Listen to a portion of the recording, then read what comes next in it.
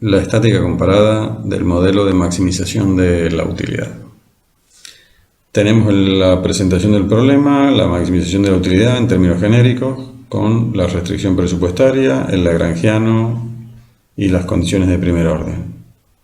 Lo que tenemos que hacer ahora es ver algo de las condiciones de segundo orden. Primero vemos que obtenemos las demandas en función de los parámetros y el lagrangiano en función de los parámetros. Para las condiciones de segundo orden se derivan nuevamente las condiciones de primer orden y se construye el hessiano orlado. Aquí tenemos un cuadro para sintetizar las condiciones de segundo orden. Vemos que especifica para máximo la condición suficiente de segundo orden es el H2 positivo. Y el número 2 es aquel que tiene dos variables independientes, como en nuestro caso. El determinante es de 3×3, pero es el H2.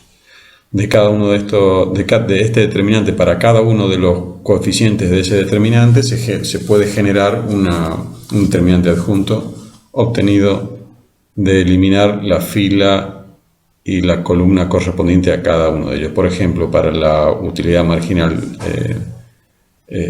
la derivada de la utilidad marginal, es decir, la derivada segunda de la utilidad, es el H11. Y así se hace con el resto de los coeficientes.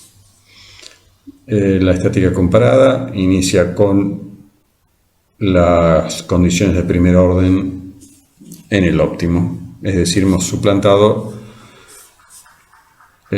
cada argumento de x1, x2 y el lagrangiano con sus funciones en el óptimo. Aquí es donde se hace la derivada respecto de cada uno de los parámetros. Por ejemplo, respecto de P1, ahí se utiliza la regla de la cadena. Y en esta parte se usa la derivada del producto porque se encuentra el P1 en dos ocasiones. Ahí es donde utilizamos esa derivada del producto, es donde se empiezan a generar los términos independientes, es decir, que no tienen multiplicadas las incógnitas de este sistema. Aquí tenemos el otro, que es el producto de P1 por X1. X1 pasa a ser también parte del vector de términos independientes, que está a la derecha del sistema matricial.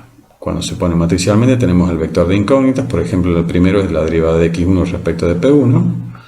Para la solución por regla de Cramer se toma el vector independiente y se coloca en el primer lugar de la matriz. Es decir, si es la primera incógnita, vamos al primer lugar, la primera columna.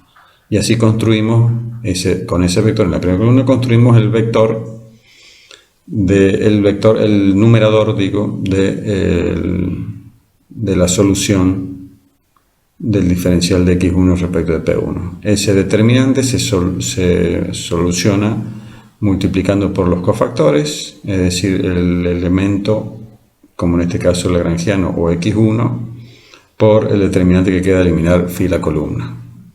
La solución de ese determinante va a ser el numerador y como denominador el hessiano orlado. Así es como se construyen las soluciones para los tres incógnitas del problema, que son las derivadas respecto de P1. Tenemos la división por el hessiano y luego cada uno de los H11, H12, H13, según vaya sustituyendo el vector de términos independientes. Cuando se deriva respecto de P2 sucede lo mismo. El vector de términos independientes se construye de la misma manera, pero ahora es P2 el que está multiplicando en la segunda condición. Nuevamente, la sustitución va a ser que, por ejemplo, el lagrangiano esté en la primera, segunda o tercera columna, y en qué lugar va a estar en el H21, 22 y 23 se van a construir porque van a estar en el lugar 21, 22 y 23, es decir, 2, 1, 2, 2, 2, 3. Lo mismo le va a pasar a X2, que va a estar en el lugar 3, 1, 3, 2, 3, 3 del determinante. Cuando el lambda esté en el lugar 2, 1, quedará el H21. y así sucesivamente.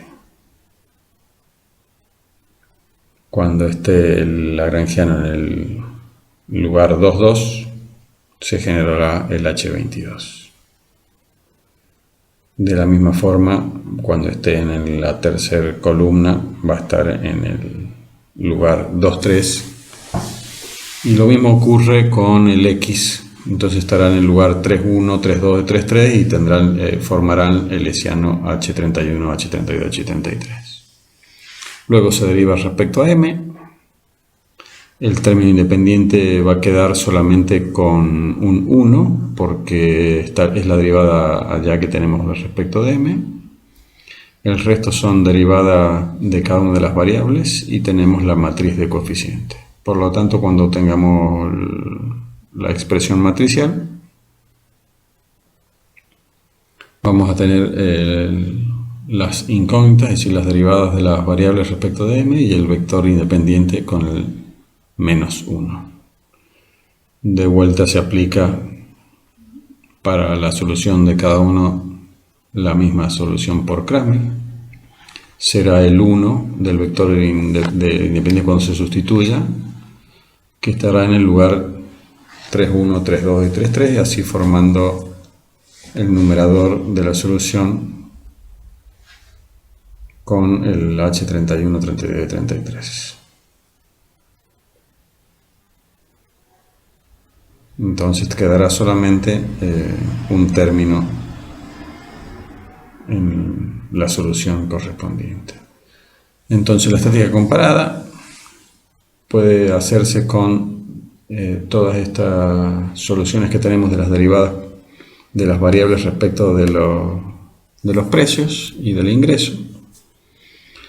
Pero justamente vemos que cuando tenemos la solución de la derivada de las variables respecto del ingreso, son las mismas que tenemos en el segundo término de las soluciones respecto de los precios.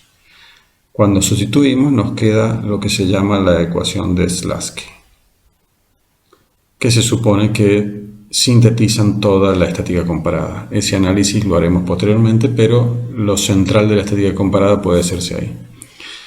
Ahora, el modelo de minimización del gasto es el modelo dual, simplemente que en vez de poner la maximización de la utilidad sujeto al presupuesto, estamos minimizando el gasto sujeto a un nivel de utilidad. Hacemos las condiciones de primer orden, que son similares. Nuevamente hacemos el hessiano. Vemos que la condición, según el cuadro, es que sea menor a 0 cuando es mínimo.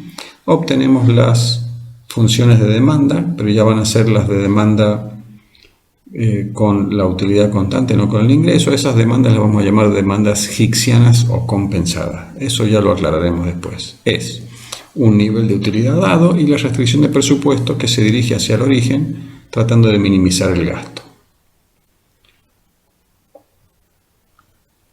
Bueno, para hacer la estática comparada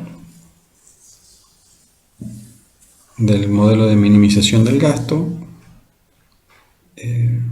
vamos a proceder de la misma manera.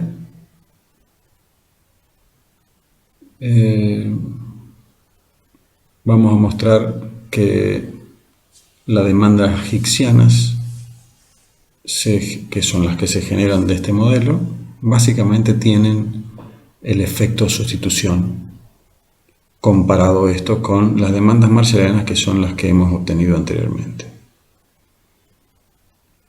Entonces, tenemos nuevamente el problema de la minimización del gasto, el lagrangiano, las condiciones de primer orden. Tenemos las soluciones, que son las demandas hicksianas, y nuevamente el multiplicador lagrangiano, las condiciones de segundo orden con los determinantes que se generan a partir de él. Nuevamente tenemos las condiciones de primer orden en el óptimo. Se deriva respecto de los parámetros. En este caso los parámetros son P1, P2 y el nivel de utilidad dado. Entonces aplicamos nuevamente la regla de la cadena y las reglas del producto cuando sea necesario. Pero en este caso básicamente estamos utilizando el reloj de la cadena.